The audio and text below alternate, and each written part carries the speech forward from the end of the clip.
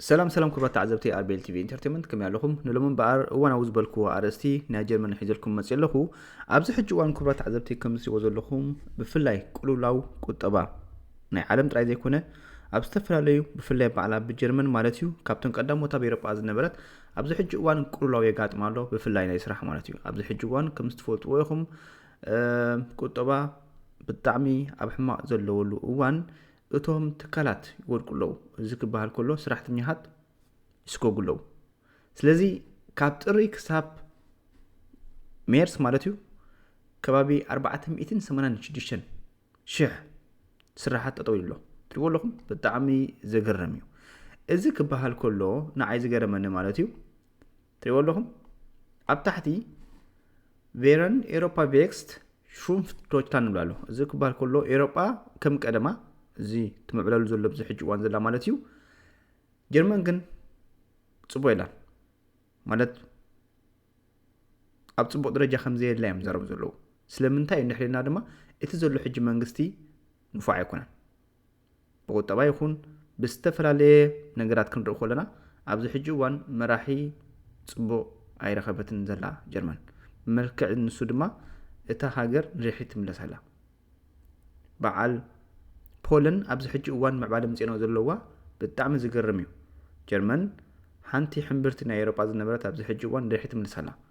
اتي كنك زاربول دول يدلو كن حبيبنا نسمع يكرات علبتي des Jahres sollen es 486.000 Jobs weg im ersten Quartal. Das sind fast 500.000 Jobs in 3 Monaten. 2 Millionen Jobs im gesamten Jahr. Nächstes Jahr werden es 3 Millionen sein, dann 5 Millionen, dann 10 Millionen, dann ist Schicht im Schacht. Das Ganze wird sich beschleunigen. Das bedeutet für die verbleibenden Unternehmer und Vermögenden, sie werden noch stärker ausgepresst. Die Steuern werden steigen auf 60, 70, 80, auf 90%. Man wird ihnen alles nehmen. Wer es jetzt nicht gecheckt hat, den kann man nicht mehr helfen. Alle ابز حج وان صقم زلو اتوم سبت كلاتيم صقم اغاطيموم زلو سرحتنيا نورماليو 8 ساعه سريحو غزواتو ገንዘቡ ድማ ብልክዕ ይቅበል ናይ ስራሕተኛ ጸገም ኣብዚ ሕጂ እዋን ብዙሕ የለን ጸገም ዘሎ ሕጂ ኣብዚ ሕጂ እዋን ጸገም ዘሎ ግን ትካላትም ጸገም ኣጋጢሞም ዘሎ ምክንያቱ ምስ ዘሎ ቁጠባ ምስ ዘሎ ቀረጽ እቲ ትካል ክምዕብል ስለዘይክእል መብዛሕትአን ካብዛ ዓዲ ይወፃ ኣለዋ ሓደ ነጥቢ ካልኣይ ነጥቢ ድማ ኢንሰልቨንስ አንሜለን ዝገብሩ ብዙሓት ክንም ኣለዉ ምክንያቱ ንስራሕተኛቶም ክኸፍሉ ዓቕሚ ስለዘይብሎም ከምኡውን ካብቲ ኣታዊታቶም ንላዕሊ ወጻኢታቶም ስለዝበዝሕ ቁጽሩ ስለዘይክእሉ ጠጠው ዝብሉ ብዙሓት ኣለዉ ንሶም ጥራይ ዘይኮኑ ድማ ኣብዛ ዓዲ እቲ ቀረጽ ስለዝኸብሎም ዘሎ ትካላት ጠጠው ይብላ ኣለዋ that's why ስራሕተኛታት ድማ ስጎጎሎ ተዝገርም ከባቢ 500,000 ኣብዚ ሕጂ እዋን ኣብ ውሽጢ 3 ወርሒ ጃንዋሪ ፌብሩዋሪ ሜርስ ኣብ ውሽጢ 3 ወርሒ ከባቢ 500,000 ስራሕ ጠጠው ኢሎ ዘገርም እዩ እዚ ክበሃል ከሎ ቀንዲ ተሃስዮም ዘለዉ መን እዮም ድሕልና ድማ እዞም ባውን ዝገብሩ ማለት እዩ ፋብሪክ ማለት እዩ ትሪለኹም ንሳቶም ቀንዲ ኣብዚ ሕጂ እዋን ተሃስዮም ኣለዉ ምክንያቱ ጠለብ ካብ ዝተፈላለዩ ከምፁ ስለዘይክእሉ ኦርደር ክገብሩ ስለዘይክእሉ ጸገም ኣጋጢሙ ኣሎ ክብረት ዓለብቲ ኦርደር ክትገብር ዘይትኽእል ንሕር ኮይንካ እዚ ናይ ዝተፈላለዩ ኩናት ዝነበረ ኣብዚ ሕጂ እዋን كله صلوا غيروا لهم سلازي ابز حجوان تكرات اب نيجاتيف اكولهم مالتي anderen bringen besser ihr Vermögen in Sicherheit ins Ausland. Alle anderen leiten den Cashflow ihrer Unternehmen ins Ausland. زغرم እዚ ሕጂ እቲ ካሽ ፍሎው ናምነት ንወሎ ዩቲዩብ አለ ካንስኻ ወይ ብኦንላይን ገንዘብ ትልኻ ካብዛ ዓዲ ንሕራውጪ ኸያሲ እታ ሃገር ታይትኾማላ ስለዚ እዚ ጸገም ኮይኑሎ ስለዚ መብዛሕትአን ትካላት ኣብዚ ሕጂ እዋን ዝሓስባ ዘለዋ መብዛሕትአን ትካላት ኣብ ጀርመን ዝሓስባ ዘለዋ ከመይ ጌረን ካብ ጀርመን ኣውፅአን እቲ ናተን ቀረጽ ናጻ ኮይነን ካብዛ ዓዲ ኣብ ካልእ ሃገር ክሰርሓ እየን ዝደልያ ማለት እዩ ምክንያቱ ኣብዛ ዓዲ እንድሕር መዝጊብካዮ እቲ ዘሎ ናይ ቀረጽ ሲስተም ብጣዕሚ ከቢድ ስለዝኾነ ካብቲ መክሰቡ ክሳሩ ስለዝበዝሕ ርእስካ ስለተሓምም that's why ሕጂ መብዛሕትኦም ወፁ ኣለዉ ንሱ ጥራይ ዘይኮነ ኣብዚ ሕጂ እዋን እቲ ቀረጽ ልዕሊ ዓቐን ስለዝኾነ ምስ ናይ ኩሉ ወጻኢታት ትካላት ሰራሕተኛታት ክኸፍላ ዓቕሚ የብለን that's why መብዛሕትኡ ሰብ ኣብዚ ሕጂ እዋን ይስጎጋሉ ማለት እዩ መብዛሕትኡ እዚ ንሰምዖ ዘለና ርእሳት ኣብዚ ሕጂ እዋን ሕጂ መብዛሕትአን ትካላት ይዓፅዉ ኣለዋ ንኣብነት ኣብዚ ዝቕመጡ ዘሎ ከተማሲ ኣብ ዝተፈላለዩ ድኳናት ኣብዚ ሕጂ እዋን ብብዝሒ ይዓፅዉ ኣለዉ ስለምንታይ ናይ ሽትሮም ናይ ጋዝ ክኸፍልኩም ዓቕሚ የብሎም ኣብዚ ሕጂ እዋን ብጣዕሚ ክቡር እዩ ዝርዳእሎም ሳእኑ ኣብዚ ሕጂ እዋን ማለት እዩ ምክንያቱ እቲ መራሒ ዘሎ ኣብዚ ሕጂ እዋን መብዛሕትኡ ግዜ ንዩክሬን ንካልእ ሃገር ንእስራኤል ክሕግዝ ነቲ ህዝቢ ብቀረፅ ልቡ ጥፊኡሉ ኣብ መወዳእታ እቲ ህዝቢ ወላ ሓንቲ ዝሕግዞ ሰብ ሲኢኑ ትካል ክቤትካ ኣብዛ ዓዲ ክዋፅእ ከም ዘይክእል ኮይኑ ማለት እዩ እዚ ሕጂ ርዱእ ነገር እዩ ኣብ ውሽጢ 3 ወርሕስ 4 ካብ 500,000 ትካላት ጠጠው ኢለን እዚ ሕጂ ንክትሰምዑ ብጣዕሚ ዘሕዝን እዩ በዓል ፖላንድ ኣብዚ ሕጂ እዋን ንክትፈልጡ ማለት እዩ ኣብ በዓል ኤውሮጳ ካብተን ቀዳሞት ትምዕብል ዘላ ፖላንድ እያ ፖላንድ ብጣዕሚ ከመይ ዓይነት ሲስተም ተጠቂሞም አይደነው ብጣዕሚ ኣብ ፅቡቅ ደረጃ ኣላ ምዕባላ ድማ ኣብ ፅቡቅ ደረጃ ኣብዚ ሕጂ እዋን ኣላ ጀርመን ግን ንድሕሪት ትመለስ ኣላ እንታይ ትጠንቂ ኩሉ ግዜ መራሒ ንፉዕ እንተዘይብልካ ኮይኑ ንድሕሪት ክትምለስ ካብቲ መራሒ ፀገም ማለት እዩ ምክንያቱ ኩሉ ግዜ ኣብ ባዕልካ ዘይትውስን ንሕብ ኮንካ ብናይ ካልእ ሃገራት ኣይትውስን ንሕብ ኮንካ እቲ ሃገር ንድሕሪት ትምለስ ማለት እዩ ስለዚ በዓል ጀርመን ካብቶም ቀዳሞት ሃገር ዝነበራ ማለት እዩ ንትካላት ዘይትበቃ ሃገር ኮይና ማለት እዩ ንትካላት ማለት እዩ ስለዚ ኣብዚ ሕጂ እዋን እቲ ሃገር ብጣዕሚ ገንዘብ ወሒድዋ ኣብ ዘለወሉ እዋን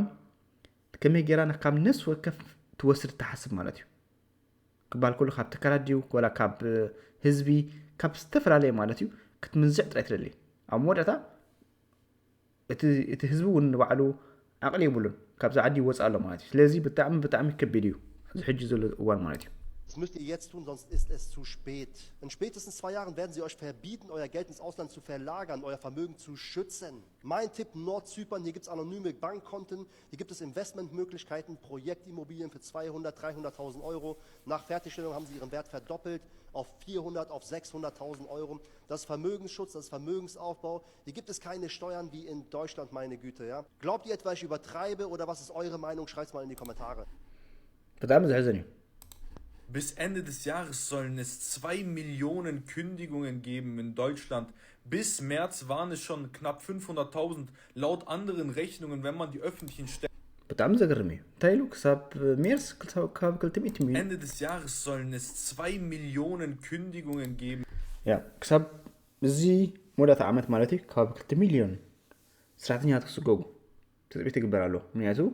كاب 500,000 نحر سرعة طويل له خوينسي 2 مليون سرعتني بحندك تتوكل معاتي منياتو أبز صحف تقول لهم كبابي 4.5 مليون سرعتني هات أبز حجوان سب نتفتك له سرعة مالتيو سلازي 480 جوبس سرعة تطور نحري لوسي كندي سرعتني هاتي مسكوكو حسبوه بتعمل زقرمي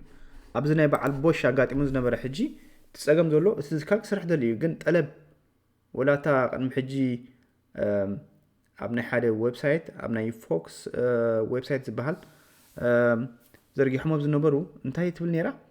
نحنا خنسرح ندل نيرنا ولا تتكالون كسرحنا بتعمل سعر نيرو قن هندبت دبلا وريقو زنا ايران كنا تمسكنا كاب امريكا طلب زمص نبره استفالي مالتي تطويلو اوردر كغبري ايكالون بقى تطويلو ذاتس واي حجي بتم تكات نوعلهم بعلبوش عبيت تكات نمرس بزح سرحني هاس سويقو مالتي تقول لهم زوم فابريك عندي ابز حجوان تحاسيوم نياتو الطلبات زمص نبره كاب كالا هاجر بملؤ كمصو يكالون سلازي كتمص نحذك يلكا تطوكل نيغدن كمستري وزرهم مالتي in Deutschland. Bis März waren es schon knapp 500.000, laut anderen Rechnungen, wenn man die öffentlichen Stellen mitrechnet, 600.000 Kündigungen bis März. Innerhalb von 3 Monaten könnt ihr euch... هوش سلسة ورح سكاب شيء يتسيح هون سرحتي سرحتني هات كسجوجو تخلله كسجومونا لو مالتي حسبوه ناتوك تعلل كل حساب زحلف كي يتسمى سرحنا طويلو زبل ترايب sich mal vorstellen, wenn man sich solche Zahlen, solche Berichte anschaut, dann bleibt einem wirklich keine Hoffnung mehr in Deutschland. Ich sag's euch. حجيت أيو النيجاتيف إنرجي خنوب زي كوناس الرياليتي مردا أقداسي منياتو تقول لهم إن حر تكلات كم زودك علين كوينن نحنا خي وحسنت كبرنا سراحة كنا نادخ كرالنا كبال كله نو جيجا خيردوه وصو خمس راح يكون كنت بزلكم تايدا ተወሳኺ ኔበንባይ እናስራሕካ ከለኻሲ ንዓኻ ውሕስነት ዝበካ ንመጻኢ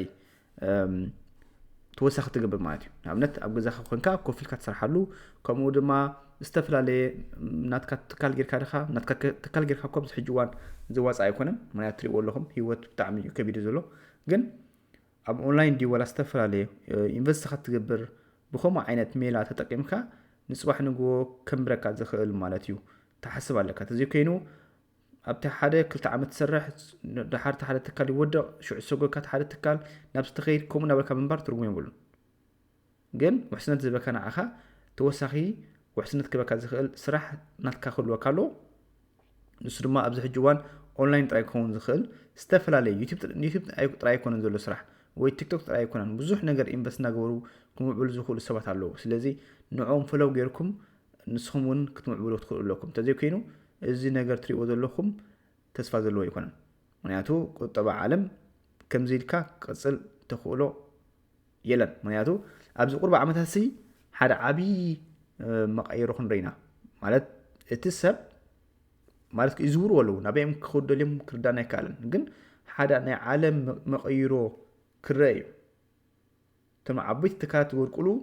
ሓደሽቲ ሲስተም መፅኡ ክዕብለል ዝኽእል ንሱ ድማ እዚ ናይ ትሪእዎ ኣለኹም ናይ ኦንላይን ጥራይ ክኸውን ዝኽእል ተረዲና ኣሎ ምክንያቱ ኦርደር ክኸውን ዘይክእል ንብረት ንሕር ኣሎ ኮይኑ ወይ ተዓፅዩ ኣሎ ኮይኑ ሲ ትካላት ብምልእ ጠጠው ኢለን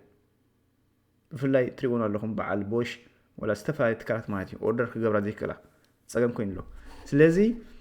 ፋብሪካታት መጻኢ ዘለዎን ከምዚ ክእል ንሪኦ ኣለና እንታይ ደኣ